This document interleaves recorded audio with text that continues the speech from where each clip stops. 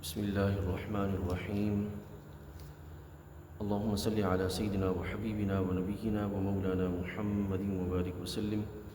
رضيت بالله ربا وبالإسلام دينا وبمحمد صلی اللہ علیہ وسلم نبیا ورسولا.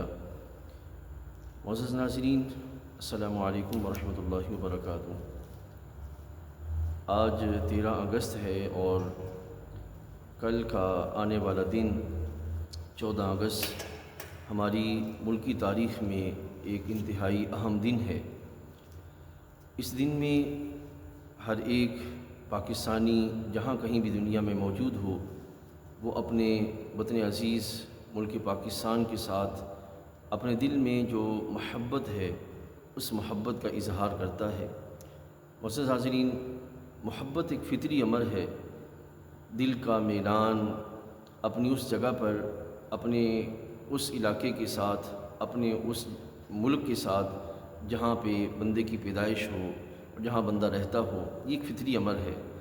لیکن معزز حاضرین، اللہ تعالیٰ جل وعلا نے ہمیں بحیثیت پاکستانی ایک اور جہت بھی عطا فرمائی ہے، اور وہ جہت ہماری اللہ تعالیٰ اور اس کے رسول علیہ الصلوۃ والسلام کے ساتھ ایمان والی ہے. اور قرآن مجید فرقان حمید ہمیں اپنی تمام تر محبتوں کو اللہ تعالیٰ اور اس کے رسول علیہ السلام کی محبت کے تابع کرنے کا حکم دیتا ہے کہ ہم اپنی محبت وطن کو، وطن کے ساتھ جو ہمارا تعلق ہے، اس تعلق کو اللہ اور اس کے رسول کے احکام کے زیر سایہ رکھیں. اب آپ کے ذہن میں خیال آ سکتا ہے کہ اس کا مطلب یہ ہے کہ وطن کے محبت کے اظہار میں بندہ جو ہے وہ خاموش ہو جائے یا اظہار نہ کرے.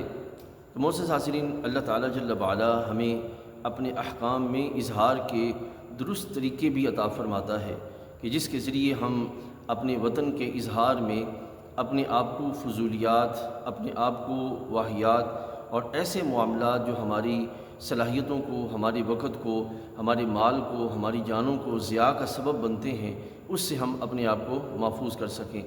معزز حاضرین، آج کی خاص طور پر ہمارے نوجوان بھائی بہنیں جو اس خاص دن جو تاریخی آئینی اعتبار سے، ملکی اعتبار سے ہمارا اہم دن ہے، اس دن میں اپنے پیسے کو اور اپنی جو وقت ہے اس کو اور اپنی مختلف جگہوں پہ جو گیدرنگ ہے اس کو اس انداز کے ساتھ جو ہے وہ مینیج کرتے ہیں کہ وہ کوئی آؤٹ پٹ نہیں دیتا، وہ رزلٹ نہیں دیتا.